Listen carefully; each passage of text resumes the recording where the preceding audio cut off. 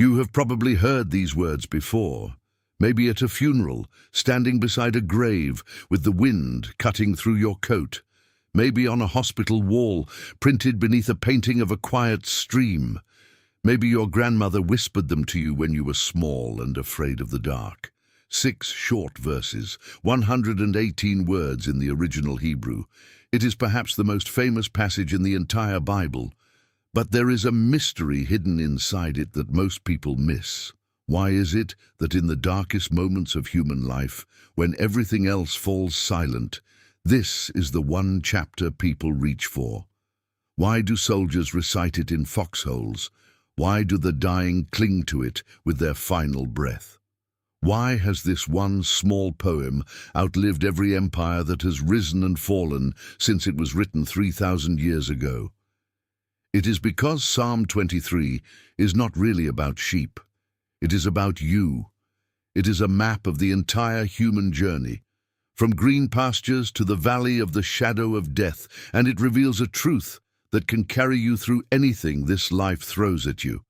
It tells you that you are not walking alone.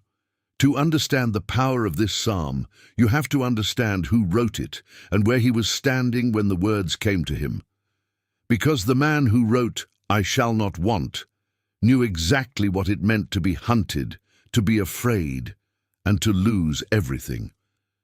The author was David, but when he wrote these words, he was not yet a king in a palace. Long before the crown, David was a shepherd boy, the youngest of 8 sons, the one his own father forgot to call in from the fields. He spent his youth alone on the hills outside Bethlehem, watching over sheep that did not belong to him. He knew what it was to sit in the silence under a wide and empty sky. He knew what it was to be overlooked. And it was there, in that loneliness, that David learned the very first truth of this psalm. He learned it not as a theory, but as something he lived every single day. He did not write, "The Lord is a shepherd." He wrote something far more personal. "The Lord is my shepherd, I shall not want." Stop and feel the weight of that one small word, my. Not the shepherd of the nation, not the shepherd of the crowd, my shepherd. David is saying that the God who flung the stars into space, the God who holds the oceans in the palm of his hand, knows him by name, bends down to him, cares for him personally, the way a shepherd cares for one small, wandering lamb. And because of that, David says, "I shall not want." This does not mean he will never desire anything again. It means something deeper. It means that with this shepherd, he has everything he truly needs. There is a settledness in his soul, a place where the restless craving finally goes quiet. To understand why this is so powerful, you have to understand what a shepherd actually was in the ancient world. It was not a romantic job. It was dirty, dangerous, and exhausting. A shepherd lived outside with the sheep. He slept on the ground. He faced wild animals, thieves, storms, and drought. Sheep are among the most helpless animals on earth. They have no claws, no fangs, no speed. They cannot defend themselves. They wander off and get lost. They fall into pits and cannot climb out. They follow each other blindly into danger. Without a shepherd, a sheep will not survive. David knew this because he had lived it. He had fought off a lion with his bare hands. He had killed a bear that came for the flock. He had carried lost lambs home on his shoulders, and when David looked at his own life, he realized something humbling. He was the sheep, and God was the shepherd who had rescued him again and again. This is where the whole psalm begins, not with human strength, but with human weakness, not with what we can do for God, but with what God does for us. The first step to peace is admitting that you cannot save yourself, that you are more like a lost sheep than a mighty lion. And the moment you admit that, you are ready to meet the shepherd. David continues, "He makes me lie down in green pastures. He leads me beside quiet waters." Now here is something you may not know about sheep. A sheep will not lie down when it is afraid. It will not rest when it is hungry, or when there is friction in the flock, or when it senses danger nearby.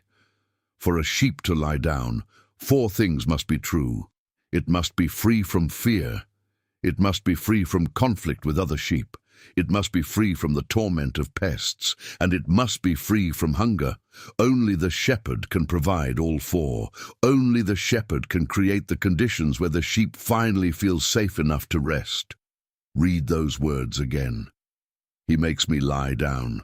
Sometimes the shepherd has to make us rest because we will not do it on our own. Think about your own life. Think about how hard it is for you to stop, to be still, to let go of the endless list of worries that keeps you awake at 2 in the morning. We live in a world that never rests. We are tired in a way that sleep does not seem to fix. And here is the shepherd, gently pressing us down into the green grass, saying, "Be still. You are safe here, I have got you." He leads me beside quiet waters. Sheep are afraid of moving water. The current frightens them, and their thick wool can pull them under if they fall in. So a good shepherd finds still water, or he dams up a small pool from the stream, so his sheep can drink without fear. Do you see the tenderness in this? God does not just drag us to whatever is convenient. He knows exactly what frightens us. He knows our anxieties, our specific fears, and he leads us gently to the still places where we can finally drink deep and be refreshed. He refreshes my soul. There it is, the word for what every single one of us is longing for. Not more money, not more success, not more approval from people who will forget us the moment we are gone. What we long for, underneath it all, is a refreshed soul, a soul that is no longer running on empty, and the shepherd is the only one who can give it. Have you ever felt like your soul was worn down to nothing, like you were just going through the motions, doing what needs to be done, but the life inside you had gone quiet? That is what David is speaking to. There is a Hebrew idea buried in this phrase. It carries the sense of turning back, of bringing something home, of restoring what was lost. When a sheep wanders off exhausted and alone, the shepherd goes and finds it and carries it back. He restores it. That is what God does with a weary soul. He does not scold it for wandering. He goes out and brings it home. He guides me along the right paths for his name's sake. Sheep are creatures of habit, and they will destroy the very land they graze on if left to themselves. They will follow the same trails until the grass is gone and the ground turns to dust. They need a shepherd to guide them to fresh pasture along the right paths, the paths that lead to life. And notice why the shepherd does this, for his name's sake. The shepherd's reputation is tied to the condition of his sheep. A good shepherd will not let his flock be ruined because their well-being reflects on him. When God guides you, he is staking his own name on getting you home. Your restoration is a matter of his honor. That is how committed he is to you. If this message is speaking to your heart, take a moment to subscribe so these words can reach someone else who needs to hear them today. And now, let us walk together into the hardest part of the psalm, and the part where its true power is revealed. Up until now, the psalm has been gentle. Green pastures, quiet waters, a refreshed soul. This is the life we all want: comfort, peace, rest. But David was too honest to pretend that life is only green pastures. He knew that the same path that runs through the meadow also runs through the darkness. And so the psalm turns. Even though I walk through the darkest valley, I will fear no evil, for you are with me. Your rod and your staff, they comfort me. Notice the word walk. He does not run through the valley. He does not sprint in a panic. He walks. There is a steadiness here, a calm in the middle of the dark that can only come from one thing: the presence of the shepherd. And notice the word through. He walks through the valley, not into it to stay, through it and out the other side.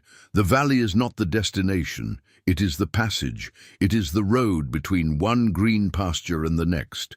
In the ancient land where David lived, shepherds would lead their flocks from the lowlands up to the high mountain pastures in the summer, and to get there they had to pass through deep, narrow ravines. These valleys were dangerous.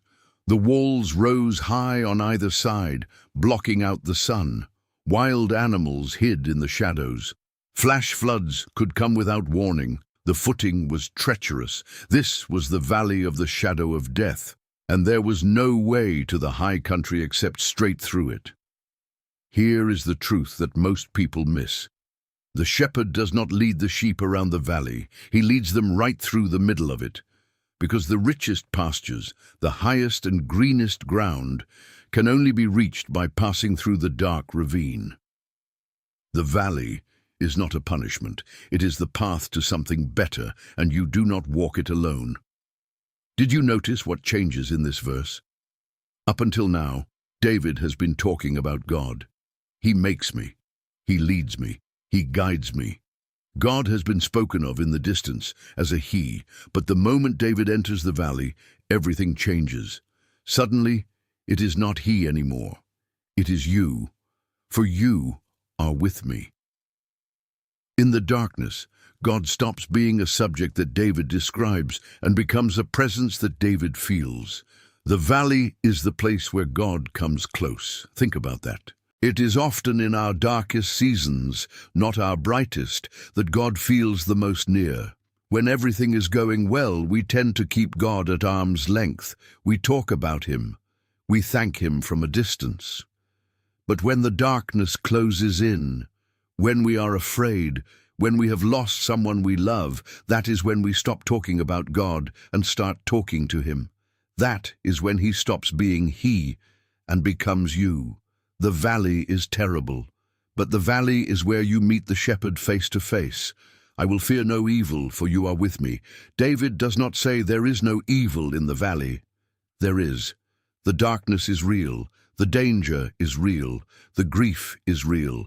He does not pretend otherwise. What he says is that he will not fear the evil because he is not facing it alone. Fear loses its grip, not when the danger disappears, but when we realize we are not abandoned in it. A child is not afraid of the dark when a parent is holding their hand. The dark is still dark, but everything changes when you are not alone in it. Your rod and your staff, they comfort me. Here are the two tools every shepherd carried. The rod was a short, heavy club, worn at the shepherd's belt. It was a weapon. With it he fought off the lions and wolves and thieves that came for the flock. The rod was the shepherd's power, standing between the sheep and everything that wanted to destroy them. When David says the rod comforts him, he means this: my shepherd is strong enough to protect me. Whatever comes at me in this valley, he can handle it. The staff was different. It was the long pole with the curved hook at the end, the tool we most associate with a shepherd. The staff was not for fighting, it was for guiding. With the hook, the shepherd would gently pull a wandering lamb back to the path. He would lift a fallen sheep out of a pit. He would draw the frightened close to his side. The staff was the shepherd's tenderness. And David says both of these comfort him, the strength that fights for him and the gentleness that guides him, power and tenderness together in the hands of the one who loves him. This is what carries a person through the valley, not the absence of darkness, but the presence of a shepherd who is both strong enough to protect and gentle enough to guide. When you walk through your own valley, and you will, for no life is without its valleys, this is the promise. You will fear no evil, not because the evil is not there, but because you are not there alone. And then, in the middle of the psalm, something remarkable happens. The imagery shifts. We move out of the fields and the valleys, and suddenly we are somewhere else entirely. You prepare a table before me in the presence of my enemies. You anoint my head with oil. My cup overflows. The shepherd has become a host, and David has become an honored guest, seated at a table. This is one of the most stunning pictures in all of Scripture, and to understand it you have to picture the scene. There is a table, set with food, a feast prepared with care, and it is spread out, not in a safe and hidden place, but in the presence of enemies. The enemies are there, watching, surrounding, but they cannot touch the table. They cannot interrupt the meal. The guest sits and eats in peace, in full view of everything that wants to destroy him, because the host himself guarantees his safety. What does this mean for you? It means that God does not always remove your enemies. He does not always take away the pressures, the people, the problems that surround you. Sometimes, instead, he sits you down at a table right in the middle of them, and he says, "Eat, rest, be at peace, let them watch. You are under my protection now, and there is nothing they can do about it." There is a peace that comes from having no troubles. But there is a far greater peace, a supernatural peace, that comes from being perfectly calm while surrounded by them. That is the peace God offers. Not always an escape from the storm, but a table in the middle of it. You anoint my head with oil. In the ancient world, oil was used for many things, and each of them tells us something. A host would anoint the head of an honored guest with fragrant oil as a sign of welcome, of celebration, of joy. To be anointed was to be treated as someone precious, someone valued, someone worth honoring. And there is a shepherding image here too. In the heat, flies and insects would torment the sheep, trying to lay eggs around their eyes and nose, driving them mad with irritation. So the shepherd would pour oil over the sheep's head, a soothing balm that protected them and gave them relief. Either way, the meaning is the same. The one who cares for you attends to your wounds. He pours out what soothes, what heals, what protects. He does not leave you tormented, he anoints you. My cup overflows. Not a cup that is half full, not a cup that is barely enough, a cup that overflows, running down the sides, more than can be contained. This is the heart of the shepherd. He is not stingy. He does not give the bare minimum. His care spills over. His goodness runs down the sides of the cup and pools on the table. When David looked at his life, even a life full of enemies and valleys and loss, he could not describe it as lacking. He could only describe it as overflowing. Because when the shepherd is yours, even your hardest life is somehow full. And now we come to the final verse, the destination, the place the whole journey has been leading, all along.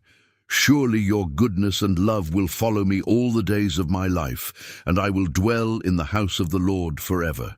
Surely, there is no doubt in that word. After everything, David has arrived at certainty. He does not say, "I hope goodness follows me." He does not say, "Maybe love will find me." He says, "Surely." This is the confidence of a man who has walked the whole path, through the pastures and the valleys, and has learned that the shepherd can be trusted. Your goodness and love will follow me. The word for follow here is stronger than it sounds in our language. It does not mean to trail behind gently. It carries the sense of pursuit, of chasing, of running after. David is saying that God's goodness and God's love are not passively waiting for him somewhere ahead. They are actively chasing him down. All the days of his life, every single day, think of it.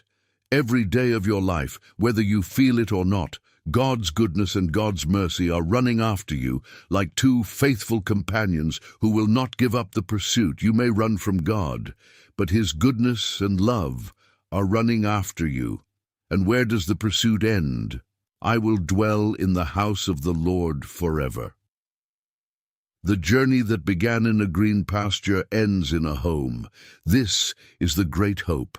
The shepherd is not just leading us through this life, he is leading us home, to a place where we will dwell with him forever, where there are no more valleys, no more enemies, no more tears, no more shadow of death, just the house of the Lord and the presence of the shepherd forever. Do you see now why this psalm has comforted so many for so long?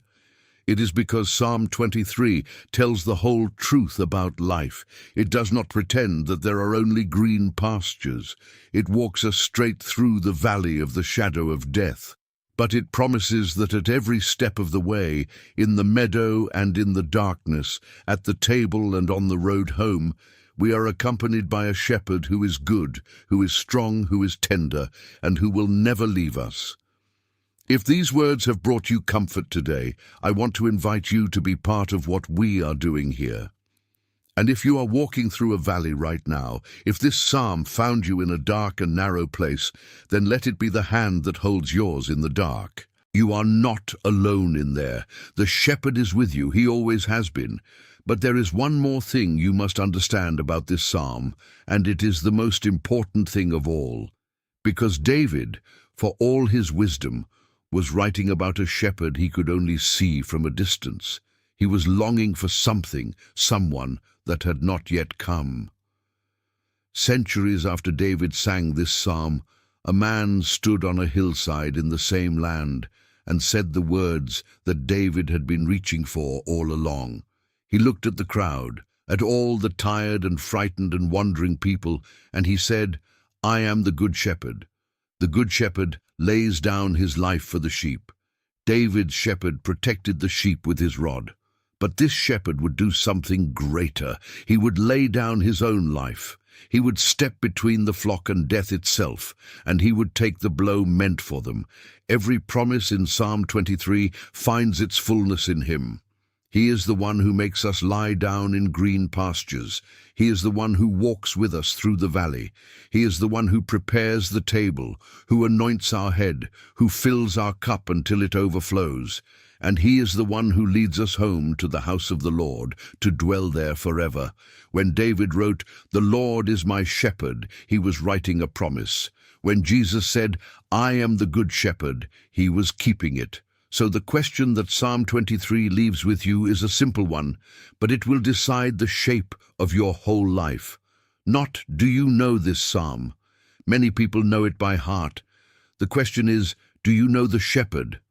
Can you say the word that makes all the difference? Not the shepherd, not a shepherd, my shepherd. Is he yours?